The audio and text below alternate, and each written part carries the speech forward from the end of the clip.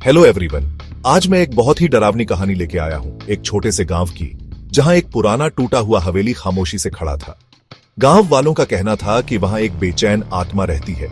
कोई भी उसके पास जाने की हिम्मत नहीं करता था, खासकर रात में जब अजीब डरावनी आवाजें आती थीं, जैसे कोई मदद के लिए चिल्ला रहा हो। तभी आया गांव में एक नया लड़का, राज।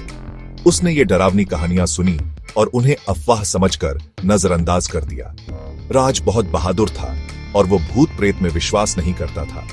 उसने गांव वालों को चैलेंज किया कि वो हवेली में रात बिताएगा और उन्हें गलत साबित करेगा। गांव वालों ने बहुत मना किया, लेकिन राज का फैसला पक्का था। बस एक लालटेन और माचिस की डिब्बी लेके वो हवेली की तरफ चल पड़ा। जैसे ही सूरज डूब रहा था, जैसे ही वो हवेली के दरवाजे पर पहुंचा, हवा तेज हो गई और चारों तरफ सन्नाटा छा गया। लेकिन राज बिना डरे दरवाजा खोलकर अंदर चला गया। अंदर का नजारा बहुत ही डरावना था। जमीन की लकड़ी चरमरा रही थी, दीवारों पे काले धब्बे थे और हर जगह धूल ही धूल थी। राज ने अपना बिस्तर लगाया, लालटेन जलाई और रात गुजारने के लिए बैठ गया। सब शांत था। तभी उसे एक हल्की सी खड़खड़ाहट सुनाई दी। उसने पहले इसे इग्नोर किया, लेकिन आवाज तेज और लगातार होने लगी।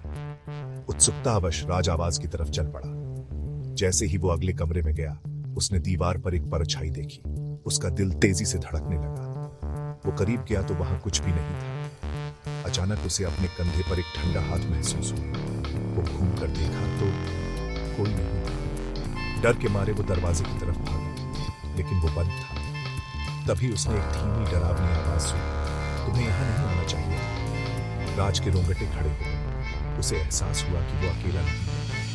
उसने दरवाजा खोलने की बहुत कोशिश की, लेकिन बेकार। लालटेन टिमटिमाई और बुझ गई और हवेली अंधेरे में डूब गई। सुबह हुई तो गांव वालों ने राज को दरवाजे के पास बेहोश पाया। जब उसे होश आया तो उसने अपना डरावना अनुभव बताया कि कैसे वो पूरी रात भागने की कोशिश कर रहा था, लेकिन एक ताकत उसे रोकती रही। उसने कहा